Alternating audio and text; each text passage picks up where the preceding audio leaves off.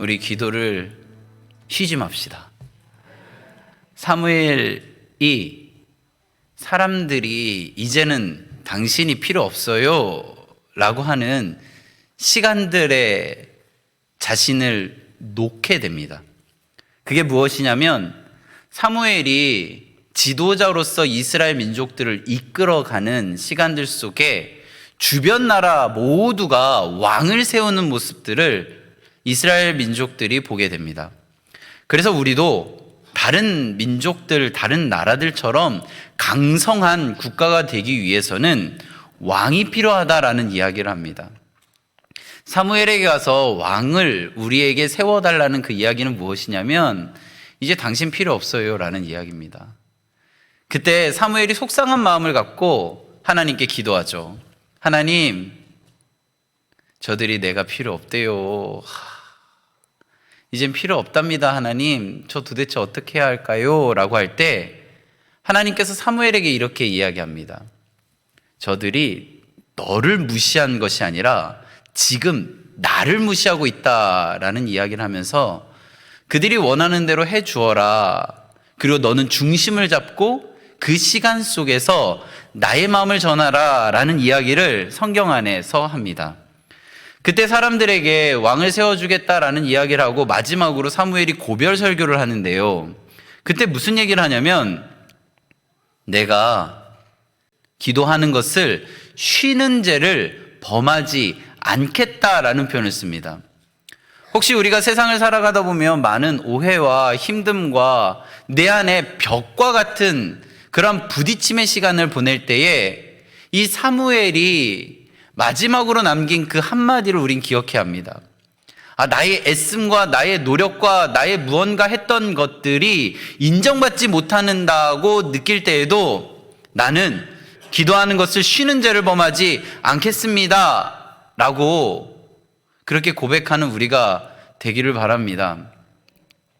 우리 강내교회만 해도요 600명에서 700명의 인원들이 주일에 예배를 드립니다. 그런데 그 모두가 다 이 자리에 있는 것은 아닙니다. 우리가 이 자리에 특별한 이유는 하나님 안에서 기도하는 것을 쉬는 죄를 범하지 않았다는 겁니다. 이 자리에 오지 않은 분들을 제가 정죄하는 것이 아니라 이곳에 온 우리의 마음이 무엇인가를 이야기하는 겁니다.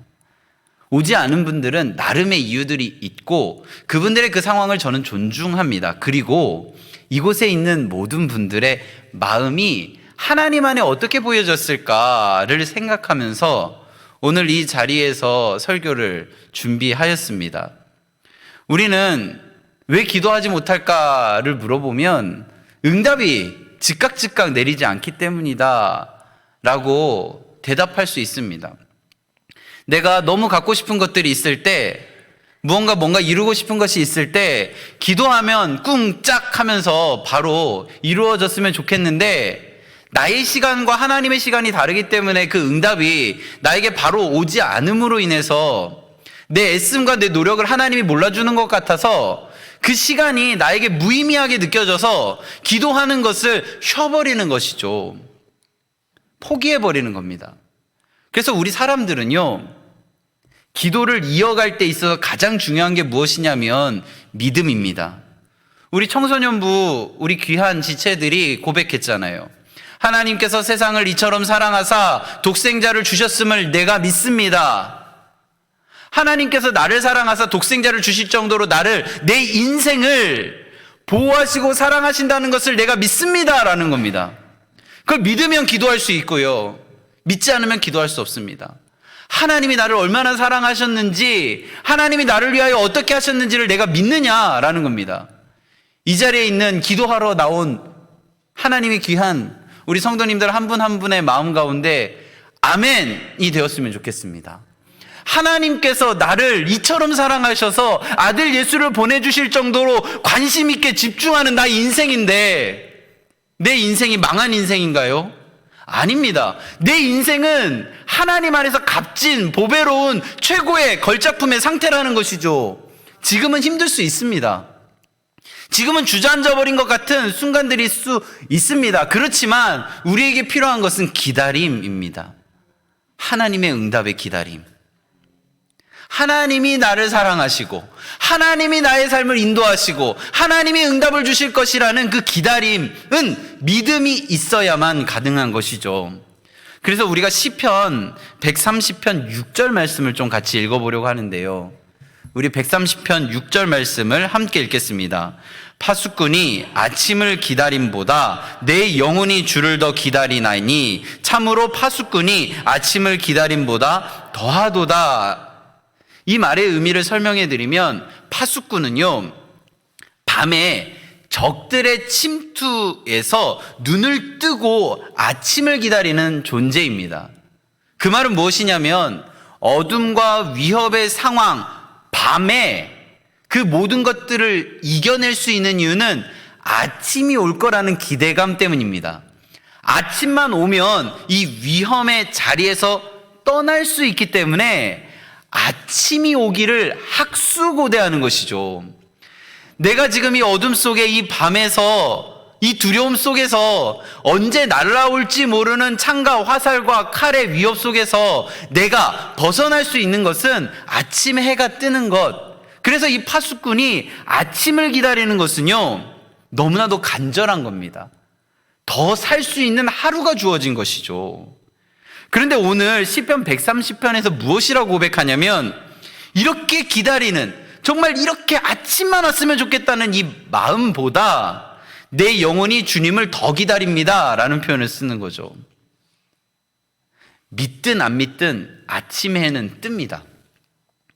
근데 그것을 믿으면 이 밤의 어려움과 힘듦과 조바심과 두려움들은 아침이 온다는 것을 믿으면 이겨낼 수 있는 것이죠.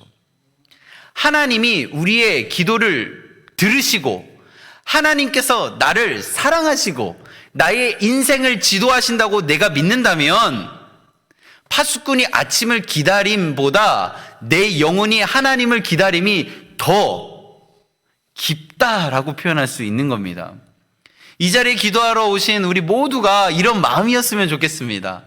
아침을 기다림보다 하나님을 기다림이 내 안에 더 깊습니다. 내가 하나님 안에서 하루하루 살아가는 이 응답의 시간들 속에 하나님의 사랑을 고대하는 이 마음이 파수꾼이 아침을 기다림보다 더합니다라는 고백이 우리 안에 있기를 바랍니다.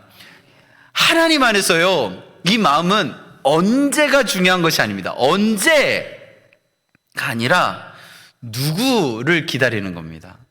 하나님이 내 안에 들어오시면, 하나님이 나의 삶 가운데 임재하시면, 하나님이 내 삶을 이끌어 주신다는 게 믿어지면 내 인생은 하나님 안에서 그 시간들 속에 형통이라는 단어를 쓸 수 있기 때문입니다. 형통은요, 인생 속에서 무언가 남들보다 잘됨을 의미하는 것이 아니라 성경에서 말하는 형통은요, 하나님과의 관계가 지속되어지는 것을 의미합니다. 오늘 우리가 이렇게 기도하러 나올 수 있는 것이 바로 형통한 삶입니다. 하나님과의 관계가 이어져 있기 때문에 우리가 그래도 하나님을 찾고 하나님 앞에 기도하고 하나님 앞에 엎드릴 수 있는 것입니다. 우리는요, 아무 일을 하든 어떤 시간을 보내든 무의미하게 보내는 존재들이 아니라 오늘 하나님 앞에 기도하며 하나님의 뜻을 묻는 존재들입니다. 성경에 기록되어 있습니다. 하늘에서 풀린 것 같이 땅에서도 풀릴 거라고. 하늘에서는요, 이미 다 풀렸습니다. 천국에서는 그 모든 것들이 하나님의 통치 안에 다 풀렸습니다. 그것을 땅에서도 풀리라 라고 말씀하고 있습니다. 그걸 누구를 통해서요? 우리를 통해서. 오늘 하나님 안에서 기다림을 몸부림치며 보여줬던 한 여인을 함께 보려고 합니다. 그 이름은 안나입니다. 우리 36절과 37절 말씀을 함께 읽어보도록 하겠습니다. 또 아셀지파 바누엘의 딸 안나라 하는 선지자가 있어 나이가 매우 많았더라. 그가 결혼한 후 7해 동안 남편과 함께 살다가 과부가 되고 84세가 되었더라. 이 사람이 성전을 떠나지 아니하고 주야로 금식하며 기도함으로 섬기더니. 안나에 대해서 설명하는 게 3가지가 있는데요. 첫 번째는 84세라는 표현이 있습니다. 이 여인은 하나님 안에서 긴 시간 동안 성전에 머물러 있으면서 하나님을 기다리는데 그 기간을 84세라는 나이로 표현을 합니다.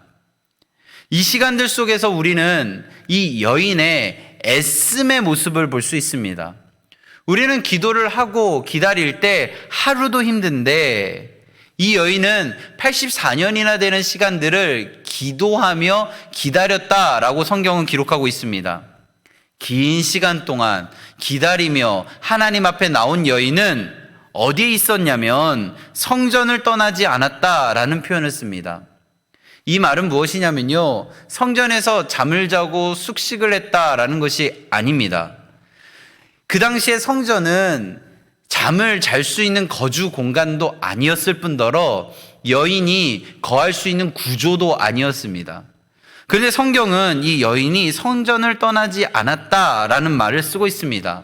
이 말은 무엇이냐면 하나님 중심으로, 삶의 중심을 하나님에 두고라는 표현을 성전을 떠났지 않았다라는 표현을 씁니다.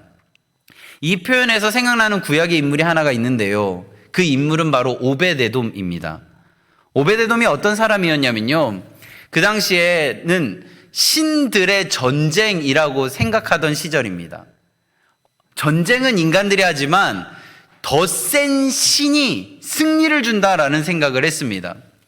그래서 하나님을 상징하는 언약궤를 전쟁터에 가져간 겁니다.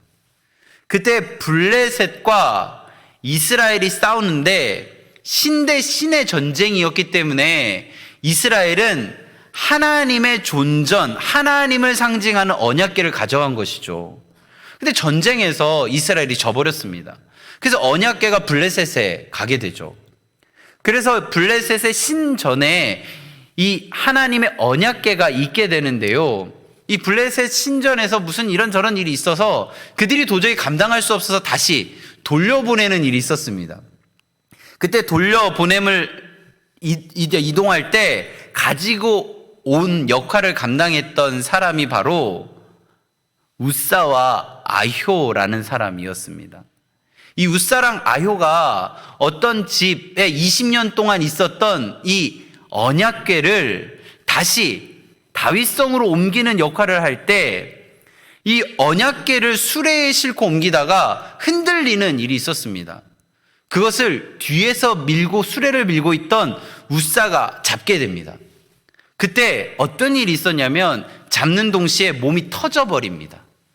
그것을 베레스 웃사라고 하는데요, 하나님의 언약궤를 대는 순간 뻥 터진 겁니다. 사람 하나가.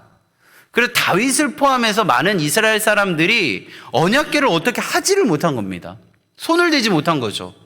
그때 잠시 두었던 집이 바로 오벳에돔의 집입니다. 그래서 성경에 보면 이 오벳에돔의 집에 하나님이 많은 복을 내리셨다라는 그런 구절이 있고, 나중에 이 오벳에돔이 어떠한 직업을 가졌냐면 역대상 16장의 기록에 따르면 이 오벳에돔이 성전 문지기가 되었다라는 표현을 씁니다. 우리 아까 찬양했던 그 고백이 그 성전 문지기로 살아가는 그 마음을 잘 담아낸 고백인데요, 시편 84편 10절에 그 고백이 나와 있습니다. 우리 시편 84편 10절 말씀 함께 읽도록 하겠습니다. 주의 궁정에서의 한 날이 다른 곳에서의 첫날보다 나은즉 악인의 장막에 사는 것보다 내 하나님의 성전 문지기로 있는 것이 좋사오니. 하나님께 복을 많이 받고 그 시간들 속에 참 좋다라고 할 때 선택할 수 있다라고 한다면 성전 문지기로 있는 것, 그게 하나님 중심으로 살아가겠다라는 고백입니다. 모든 것 다 하지 않고 목회자로 사세요가 아니라 하나님 안에서 하나님의 뜻으로 세상 속에서 하나님 중심으로 살아가는 삶이 성전 문지기로 살아가는 삶입니다. 그리고 여기 계신 모든 분들이 세상 속에서 성전 문지기로 하루를 살아가셨으면 좋겠습니다. 하나님의 말씀이 들어가고 나가고를 결정하는 그 성전 문지기요. 주의 궁정에서의 한 날이 다른 곳에서의 첫날보다 나은즉 악인의 장막에 사는 것보다, 세상의 논리로 살아가는 것보다 하나님 성전 문지기로 살아가는 것이 너무 좋습니다. 그럼 이제 우리 설거지 할 때도 나는 성전 문지기야. 아이고 오늘따라 왜 이렇게 기름때 잘 지는 거 이거 잘 안 하고 물에 담가 놓으면 잘 닦을 텐데가 아니고, 하나님 주님 기도하는 마음으로 설거지 하겠습니다. 성전 문지기입니다 저는. 아이들을 맞이할 때도 아이고 오늘따라 왜 저렇게 터덜터덜하고 옷에 막 그 급식 묻혀가지고 와가지고, 그게 아니라 올 때 하나님 저 영혼을 하나님 성전 문지기와 같이 받아들이겠습니다. 아이고 오늘 맛있게 먹었구나, 네가 맛있게 먹은 그 음식을 나에게 표현하고 싶었구나, 이렇게 받아들이는. 사랑하는 남편이 들어올 때 사랑하는 남편 성전 문지기로 이렇게 받아들이는 그런 거예요. 우리의 정체성이 무엇인가? 악인의 장막에 사는 것은요, 세상의 논리로 살아가는 겁니다. 세상의 옳고 그름, 세상의 부와 명예를 쫓아 살아가는 것이 악인의 장막에 살아가는 거지만, 성전 문지기는요, 내 삶을 통하여 말씀이 들어가고 나가느냐, 이게 관심을 두는 것이죠. 안나가 그렇게 살았다는 겁니다. 오베데돔이 그렇게 살았다는 겁니다. 그래서 그들의 삶이 성전에 늘 거한다라는 표현을 쓰고 있는 것이죠.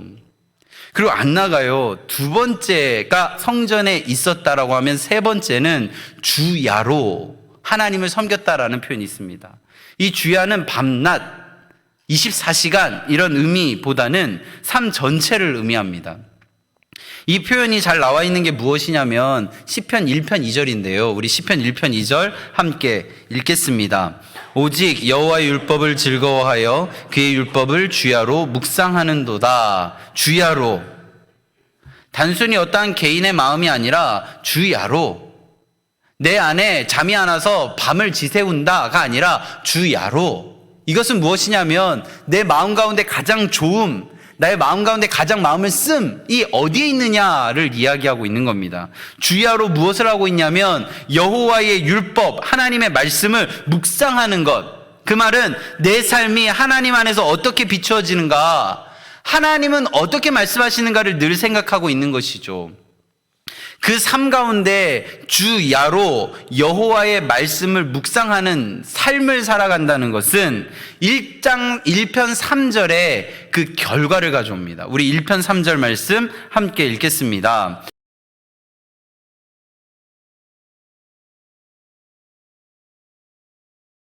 그는 시냇가에 심은 나무가 철을 따라 열매를 맺으며 그 잎사귀가 마르지 아니함 같으니 그가 하는 모든 일이 다 형통하리로다. 그의 삶 가운데 이 열매가 마르지 않는 이유는 뿌리가 내려져 있는데요, 그 뿌리가 물가까지 가 있기 때문입니다. 이게 바로 주야로 묵상하는 자들의 모습이라는 것이죠. 우리가 찬양할 때 마지막 찬양이 그겁니다. 조금 느려도 기다려줄 수 있겠니? 더 뛰어도 참아내 줄 수 있겠니? 라는 이야기가 뭐냐면, 뿌리를 내린 나무는요, 그 열매를 맺는 시간들을 조급하게 당기려고 하지 않습니다. 가장 최고의 시간에 열매가 맺혀질 거라는 것을 알고 기다린다라는 것이죠. 기다릴 수 있는 겁니다. 뿌리를 내린다라는 것이 그런 의미입니다. 그래서 38절 말씀 우리 같이 읽겠습니다. 마침 이때에 나와서 하나님께 감사하고 예루살렘을 속량을 바라는 모든 사람에게 그에 대하여 말하니라. 마침 이때에 나와서 하나님께 감사한다라는 표현이 있습니다. 기다리면 이때가 나에게 주어진다라는 것이죠. 안나는 그 이때를 경험한 것입니다. 기다리며 밤낮 하나님을 섬기며 나아가는 그 모습 속에 이때가 왔다라는 겁니다. 우리 모두의 삶 가운데 이때를 경험하시기 바랍니다. 하나님은 그때를 주님의 방법으로 기억하고 있는데요, 우리가 우리의 시간 24시간이 있고 하나님의 시간이 있다라는 것을 기억하셨으면 좋겠습니다. 우리는 어느 정도의 시간을 하면 이것을 얻을 수 있다라는 그런 생각의 개념이 있는데, 그 시간과 하나님의 운영의 시간이 다르다라는 것을 우리가 믿고, 하나님의 때에 하나님의 방법으로 내가 기다리고 이 자리에만 있다면 하나님은 반드시 응답하신다는 것. 우리가 해야 될 것은요, 단 하나입니다. 기도를 멈추지 않는 것. 기도를 멈추지 않으면 하나님께서 반드시 우리에게 응답하시고 하나님께서 응답하셨고, 하나님께서 응답하고 계시고, 하나님께서 나를 사용하고 계시고, 나를 사랑하시고, 나를 통하여 일으켜 세워 주신다는 것을 느끼게 되는 것이죠. 오늘 이 밤이 그것을 느끼는 밤이 되기를 바랍니다. 그래서 오늘 이 시간 속에 하나님 안에 우리 이렇게 기도하며 찬양하면 좋겠는데요. 우리 찬양하는 제목이 뭐냐면, 나의 기도하는 것보다 더욱 응답하실 하나님이라는 찬양입니다. 이 찬양의 가사가 정말 우리의 고백이 되었으면 좋겠습니다. 나의 기도하는 것보다, 나의 생각하는 것보다 더욱 응답하시고 더욱 이루시는 하나님이 오늘 이 밤에 우리와 함께 하심을 믿고 고백하시기를 간절히 바라고 소망합니다. 우리 같이 고백하겠습니다.